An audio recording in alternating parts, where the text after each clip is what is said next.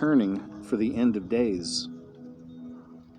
Where, as America was beginning to turn from God, when they started removing, this is what happened with Israel, started removing prayer, early 60s, the word, these are all these things that cast the gods out. So if you remove them, then what's going to happen? You're opening the door for the repossession. You're opening the door. So the house is not going to stay empty. Something else is coming in. If you take this out of school, well, something else is coming into the schools. Something else is coming to the children. That's what we have been witnessing. And now the first god, or the first principality, the one who always begins it, his name actually means the possessor. In the book, I call him the possessor. In the Bible, it says Baal. Baal means the possessor. Yeah, we call him as Baal. Baal, he is the possessor. So the first thing, his job, what he did with ancient Israel, is he caused them to forget their God. And he caused them to start driving God out.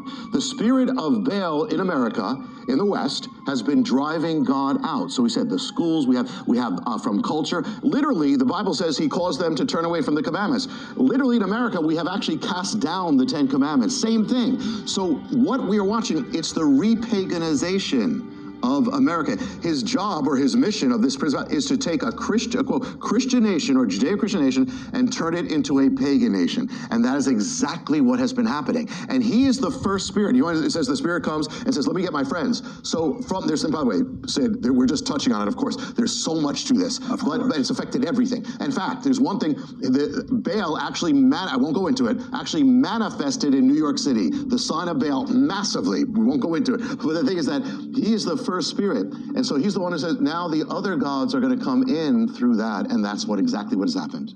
Is it possible that the gods lie behind everything from what appears on our computer monitors, our television, movie screens, the lessons given to our children in their classrooms, the breakdown of the family, the wokeism to cancel culture, children's cartoons, to every force and factor that has transformed the parameters of gender? Is it possible that behind all these things are ancient mysteries going back to the ancient Middle East?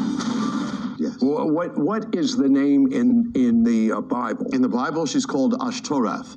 In Mesopotamia, she's called Ishtar. When she went into the Greek land, she was called Aphrodite, and then Venus. She is all over. And she's mentioned specifically there. Now, in the Canaanite mythology, she's actually the wife of Baal. So Baal has a wife. Okay, and so when Baal comes, the next one to come, it says in the Bible says Baal, then it says Ashtoreth. Then she's coming in. So what this means is once the door is open, she is the goddess of sexuality, of sexual immorality. She's the goddess. She's actually called a prostitute. She's the goddess who her temples were filled with sexuality. Well, it was made it public. So if she returns, what would happen? If she comes out, it means that America is going to undergo a sexual revolution. That is the sign of the possession of Ishtar, or this goddess. And the thing is, so sex comes. What she did, what a prostitute is she actually damages marriage. She actually weakens marriage. That's what happens. Brings sexuality into the culture. In ancient times in Israel, in the Middle East, she put her images of naked people all over the culture. And so not only she was in her Greek form, she gave birth to a child named Eros. We get the word erotica. So erotica starts flooding America. The word for prostitute, which is what she was, in her Greek incarnation is the word porne. We get the word porn from it. So there's an explosion of pornography all over the culture. So what Baal does, in one sense, she's repaganized. She's overturning biblical standards of sexuality and marriage, and she is paganizing our culture through sexuality and through possessing it. And she's also the goddess of spells and witchcraft. So she casts her spell on America, and we are still in it to this day. It's irrational. It's not natural at all. Yeah, and it goes further, Sid, because something strange about the goddess, and that has to do with gender. Because what she also did, let me tell you, in her ancient inscriptions, I'm looking at these ancient inscriptions, she says, I am a woman, I am a man.